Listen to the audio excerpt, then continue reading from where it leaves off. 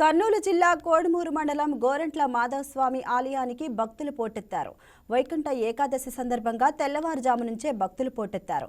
ఉత్తర ద్వారం ద్వారా స్వామిని దర్శనం చేసుకున్నారు. గోవింద నామస్మరణతో ఆలయం మారుమోగింది.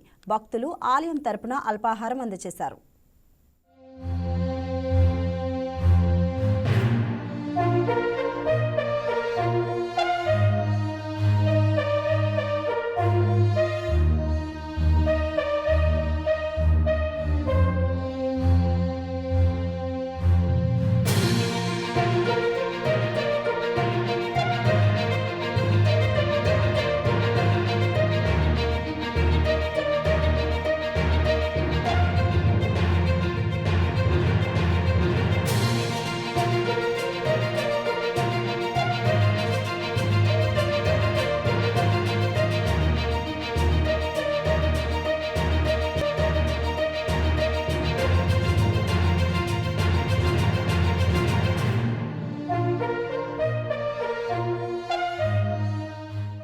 ఈ వీడియో మీకు నచ్చినట్లయితే లైక్ చేయండి, షేర్ చేయండి, మా ఛానల్కి సబ్స్క్రైబ్ చేయండి.